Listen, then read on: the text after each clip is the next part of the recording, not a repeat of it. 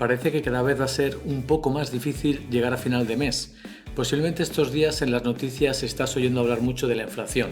Quizás ya sepas lo que significa, pero creo que es muy importante que revisemos el concepto de inflación, cómo se genera, por qué se crea inflación y lo que es más importante, cómo afecta a tu bolsillo y también qué pueden hacer los gobiernos para controlar esta inflación y qué podemos hacer tú y yo, la gente de la calle, la ciudadanía, para prevenirla y para controlarla y para que no nos afecte con tanta gravedad.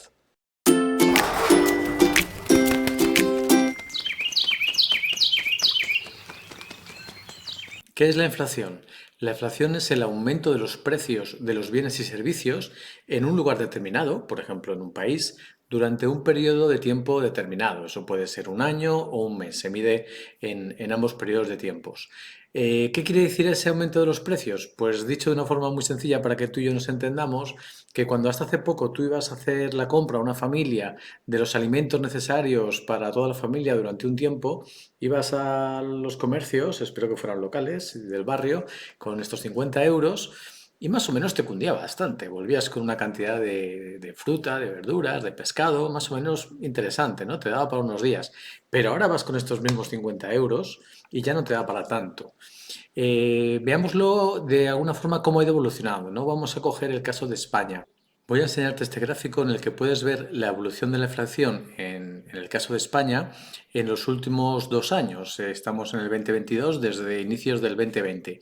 Como puedes ver, más o menos ha estado estable y en el año 2021 se ha ido disparando desde cuotas por debajo del 1% hasta por encima del 2%, hasta final de año casi el 7% y ahora entrado el año y las previsiones del 2022 son mucho mayores.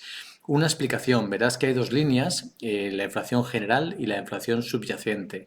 La subyacente se dice que es aquella en la que se quitan productos, materias primas que fluctúan mucho, como la energía y los alimentos. De esa forma queda un poco más o menos realmente la media, ¿no?, del aumento de los precios. Pero la que nos importa es la general, porque al fin y al cabo consumes energía y consumes alimentos y esto es lo que más nos interesa y lo que está afectando a nuestros bolsillos.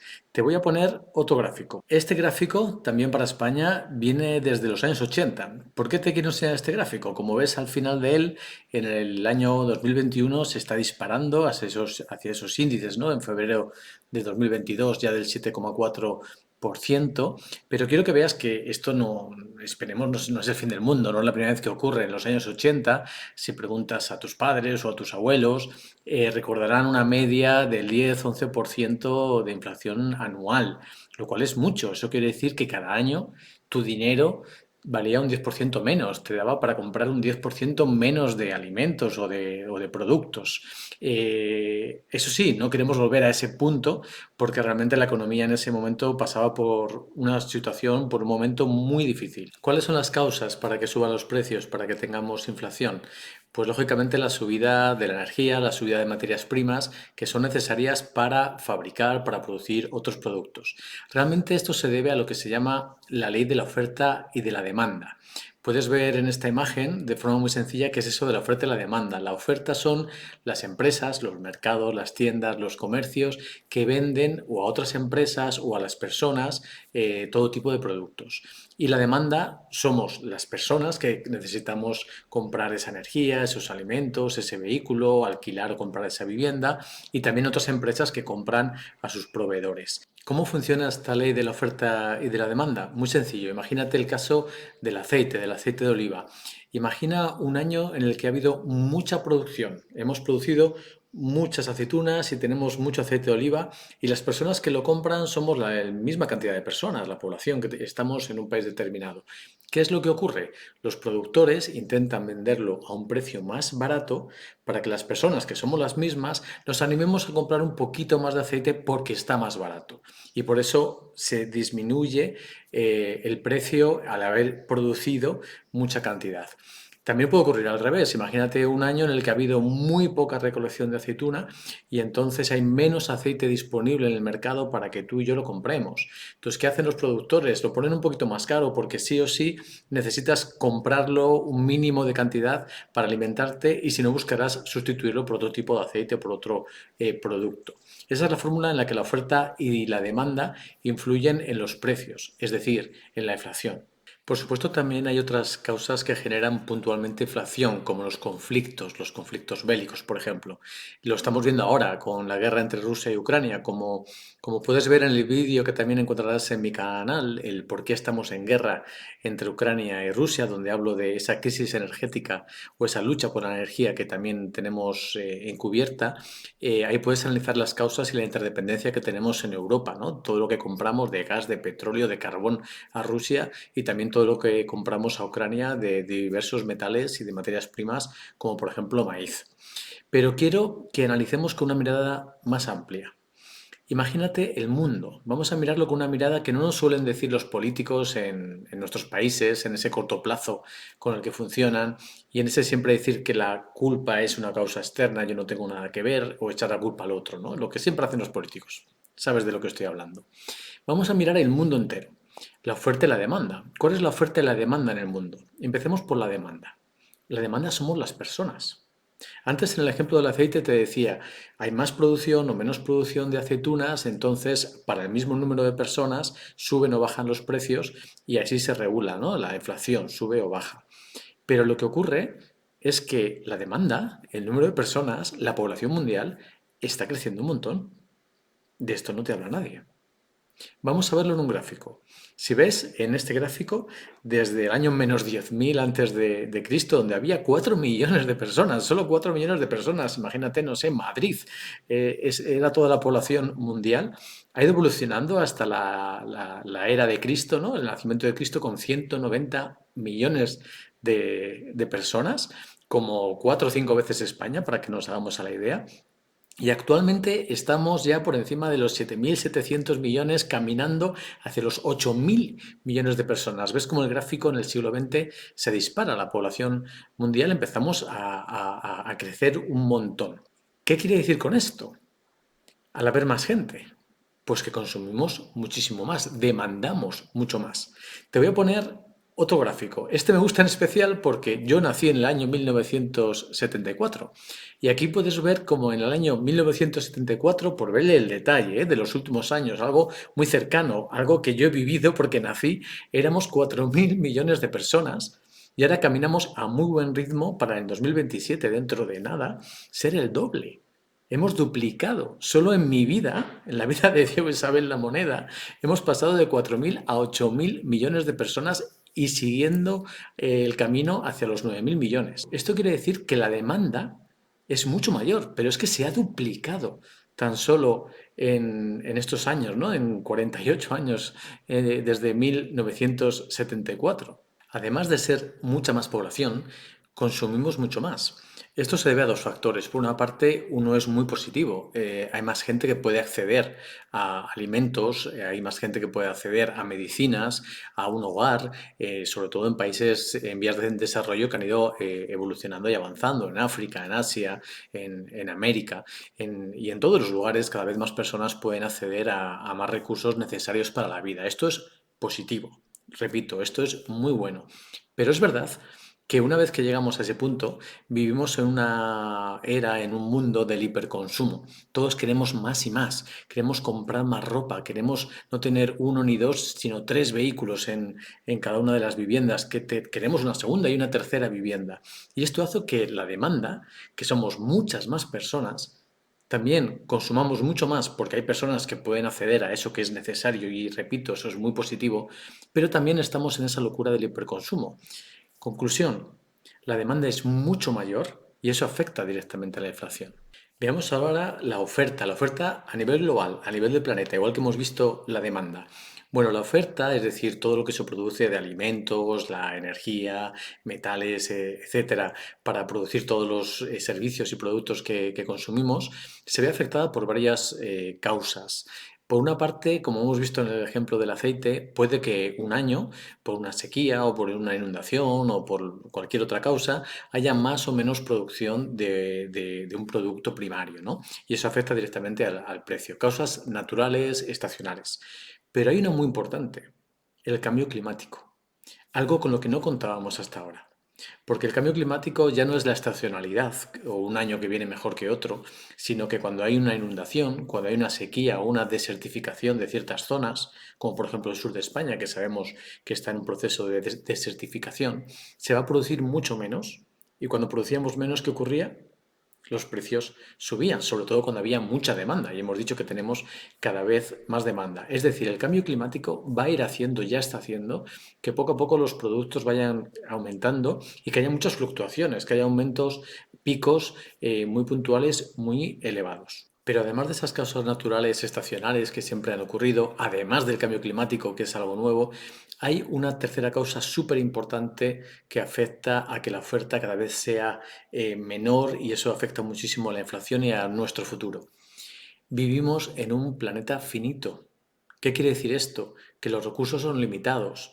Es decir, la producción de cereal podemos renovarla porque eso es algo vivo, ¿no? Los vegetales que producimos, etcétera. Pero no podemos renovar las fuentes de petróleo, no podemos renovar las fuentes de gas al ritmo que necesitamos, ni de muchos metales y minerales que extraemos para producir de todo. El silicio para los paneles solares o el coltán y el cobalto para los teléfonos móviles, los microchips, etcétera. Vivimos en un planeta finito, pero esto lo sabemos hace mucho. Ya en los años 60 un economista que me gusta en especial, Kenneth Boulding, un británico, nos dijo esta frase: quien crea que es posible un crecimiento infinito en un planeta finito, o es un loco o es un economista. Me habréis oído decir muchas veces que se pueden ser las dos cosas. Por desgracia hay mucho economista loco que sigue apostando por un crecimiento infinito y ese no es el problema, sino que nuestros gobernantes siguen hablando de crecimiento y crecimiento y crecimiento cuando sabemos que vivimos en un planeta finito. ¿Esto qué quiere decir? Que los recursos que tenemos a nivel de energía, a nivel de minerales, de metales, son los que son. No podemos generar más. Algunos de ellos podemos, como veremos más adelante en la parte de las soluciones de las propuestas, recuperarlos, pero otros no. Cuando se quema el petróleo, se quemó y se acabó. No hay más petróleo. Ese barril se agotó del todo. Y para que veamos cómo van evolucionando estos precios de la energía al vivir en un planeta finito, os enseño este gráfico. Podéis ver en el gráfico simplemente en el año 2021 la evolución del precio del petróleo, del barril Brent, cómo ha ido subiendo desde $51 hasta 79 a final de año y sigue subiendo ahora más que nunca. Todo esto es antes del conflicto de Rusia y Ucrania, tenedlo en cuenta. Solo en el 2021 y fijaros el gas, ¿no? Cómo se ha ido incrementando. Es verdad que ha habido conflictos con el gas, etcétera, pero mirad cómo ha pasado de 19 a $180. Está totalmente disparado y el petróleo y el gas además hacen falta para producir un montón de cosas. Es decir, si sube el gas o sube el petróleo, sube los precios de los productos que se hacen en muchas fábricas y que además se ve afectado también por el transporte, porque no solo es el coste del gas y el petróleo, es el coste de la fabricación y es el coste de ponerlo en tu casa. Y además existe otra causa más, además de los fenómenos naturales, el cambio climático, el que tenemos recursos finitos, todo ello contribuye a que esa oferta escasa haga que la inflación suba. Hay otra causa y es la impresión del dinero. De esto tampoco se habla. Te lo voy a explicar. En 1944 hubo un gran acuerdo, el acuerdo de Bretton Woods, tras la Segunda Guerra Mundial, donde se acordó fijar el dólar al patrón oro, es decir, a algo finito, algo que se sabía la cantidad que había, las reservas de oro, se fijaba esa moneda al dólar y todas las demás se comparaban con ella. De esa forma más o menos se controlaba la cantidad de dinero que había en el mundo. En 1971, por diversas causas, la guerra de Vietnam, etcétera, se decide romper con ese patrón oro y a partir de ahí unas monedas fluctúan con otras sin depender realmente de nada finito, de nada fijo. Esto es un gran problema del que poco se habla. ¿Cómo nos afecta ahora la inflación a tu cesta de la compra? Los bancos suelen imprimir dinero cuando lo necesitan, los bancos centrales, ¿eh? El Banco Central Europeo, la Reserva Federal de Estados Unidos, etcétera, los que tienen su propia moneda. Lo hacen en distintos momentos, pero siempre de forma controlada. ¿Por qué de forma controlada? Porque si imprimes mucho dinero, si entra mucho dinero en el sistema, el dinero que ya existe, el que tú tienes en tu bolsillo, vale menos automáticamente. Es de nuevo oferta y demanda. Si entra muchísimo dinero, podemos comprar más cosas, con lo cual eso está afectando muchísimo a que el dinero valga menos y sube el precio, sube de nuevo la inflación. Por ejemplo, Rusia ahora están imprimiendo rublos por todo lo que está ocurriendo y ya se está viendo cómo su inflación se va a disparar. Esto ocurre continuamente en todos los países que se dedican a crear moneda y su inflación sube un montón y vemos como el precio de los productos básicos se dispara. Pues ahora se está imprimiendo mucho dinero y no se está controlando del todo. Un ejemplo, los fondos de recuperación y resiliencia de la Unión Europea. Muy necesarios, ¿eh? Considero que son muy necesarios. Pero veamos si lo utilizamos bien o mal, porque estamos hablando de cientos de miles de millones de euros. Solo a España van a llegar 140.000 millones de euros, el 14% del PIB, o sea, el 14% de todo el dinero que se mueve en España en un país va a llegar en 2 o 3 años, repartido en esos 2 o 3 años. Y de que lo usemos bien o mal depende mucho también la inflación y lo que tú vas a tener a final de mes. Fíjate si influye. Posiblemente dirás, a mí no me van a llegar esas ayudas, van a llegar a las empresas o a grandes empresas. Por eso es tan importante que estas ayudas, dos cosas, lleguen a las pymes y a los autónomos para que realmente llegue a las familias y no nos veamos afectados que por imprimir ese dinero necesario para afrontar la pandemia, no de repente se dispare más todavía la inflación. Y segundo, que se utilice para lo que ha sido creado ese fondo de recuperación y resiliencia, que se utilice para transformar el modelo productivo, el modelo de economía, hacia una economía mucho más sostenible y acompañada y apoyada por la digitalización. Si eso no es así, si nos dedicamos a financiar proyectos que se iban a hacer de todas formas, si eso queda en grandes empresas o en las grandes fortunas, va a haber todavía más inflación, porque ese dinero se está metiendo en el sistema, no está llegando a tu casa, a mi casa, y realmente nuestro dinero va a valer menos. Vamos a poder con esos 50 euros comprar muchas menos cosas cuando vayamos a hacer la compra. Vamos a ver ahora cómo te afecta esto a ti. Vamos a verlo con algunos datos reales para el caso de España. En este primer gráfico puedes ver algo que posiblemente ya conoces, ¿no? Antes nunca hablábamos de ello, ahora hablamos un montón del precio medio diario de la electricidad. Ahí ves todo el año 2021, cuando al principio hubo un pequeño pico por el Filomena, era como el fin del mundo el Filomena, fíjate todo lo que ha pasado desde entonces, y hemos llegado a máximos históricos que ya en 2022 hemos superado. Esto es 2021, ni siquiera habíamos entrado en la crisis de Rusia y de Ucrania. Vamos a ver este segundo gráfico que para mí es increíble, ¿no? Por desgracia.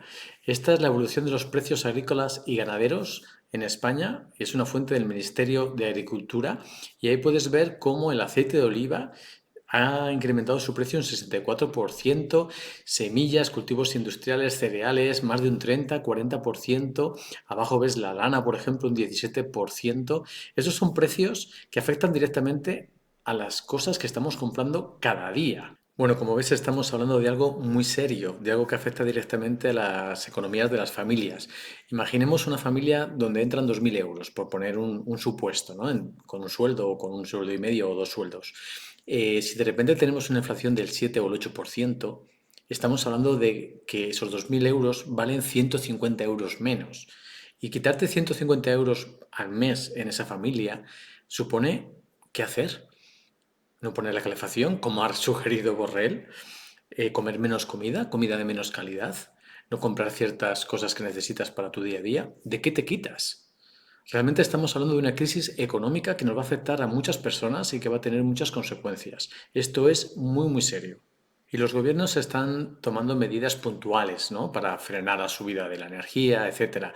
Necesitamos una solución no solo de corto, sino de medio y largo plazo.